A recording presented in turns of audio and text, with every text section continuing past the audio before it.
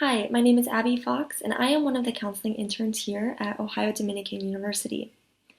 What I'm going to provide you with today are some tools for living with a romantic partner during this time, during quarantine. Now, this time is very challenging for a lot of reasons, but one of those could be feeling really frustrated by your partner. You may feel annoyed by their habits, by their quirks. You might feel unheard or unseen, or maybe your relationship just simply feels dull. Maybe one of you is taking COVID really seriously and the other one seemed a little more relaxed about it, and that can cause some tension between the two of you as well.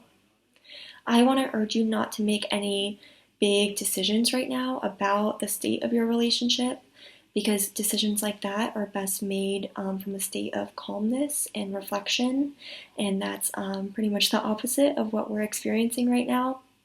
The exception to this would be if you are experiencing abuse, and in an instance like that, I really encourage you to check out the video on domestic violence that we're going to be uploading soon.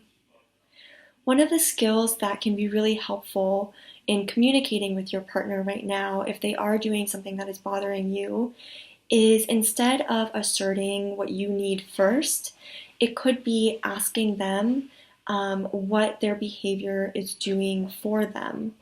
So an example of this would be if your partner is on their phone, it seems like every time you are trying to have a conversation with them, or every time you want to feel emotionally connected to them. And maybe you're interpreting them being on their phone as them not caring about what you have to say, them being distracted, them being careless about your time together. And instead of asserting your needs first, which is really important, but they can be more receptive to your feedback if you instead ask what being on their phone is doing for them. So maybe it's providing a way for them to connect with friends right now or with family members. Maybe it's providing them some relief from anxiety that they're feeling around the pandemic. Or maybe it's just something that's pleasurable right now, and we all have a right to that pleasure. By asking them first what it's doing for them, it's kind of taking their guard down, it's letting them explain themselves, and it's making them more open to your feedback and your interpretation of their behaviors. And this can just be a really great way to start a conversation that can be helpful instead of creating more tension between the two of you. And another tip that I have is to prioritize 1 or 2 nights a week where you and your partner are going to have a romantic evening together. And now this is going to look a lot different than it would have looked pre-pandemic. You're not going to be going out to eat or going to a movie, but you could order takeout. You could cook a meal together. You could watch a movie together, cuddle up on the couch. Prioritize that connection between the two of you. It can feel like there's nothing new to talk about anymore, but by prioritizing the romantic aspect of your relationship, you're reminding yourselves of why you are together. It can be playful, it can be fun, and so I think that's a really useful tool right now as well. And the third thing that I want to talk to you about is taking breaks from one another.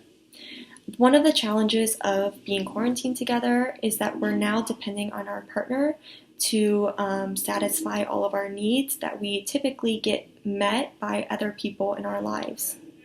So an example of this is pre-pandemic, maybe you were able to see friends, or you would go to work and engage with people at work, or you would go to your classes and be able to talk to your friends and your professors in your classes, or even the barista at Starbucks. All of these social connections that we were previously getting elsewhere, we're now sort of craving those, and we're kind of relying on our partners to satisfy those needs.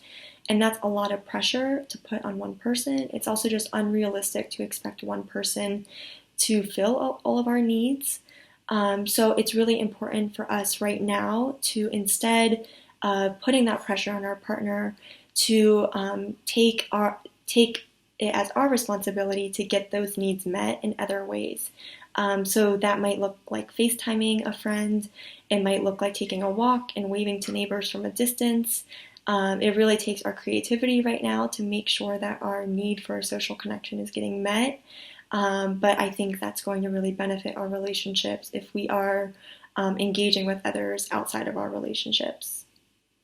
And the last thing I want to leave you with is not a type of skill or a tool to use, but it's more of just something to think about. We might be feeling all of this anxiety around our relationships right now because what we're really feeling is anxiety around the state of the world and the state of our country. And it's normal for us to redirect anxiety onto something that we feel like we can control. But really, it can be helpful to instead explore your anxiety around what's really going on right now. And a way to do that is to check out our other videos that we've provided, ways to cope with this pandemic. It could be talking to your partner about the anxiety that you feel around the pandemic. So taking the focus off of what your partner is doing to bother you and instead focusing it on what the deeper issue really is. Thank you for listening and make sure to check out our other videos.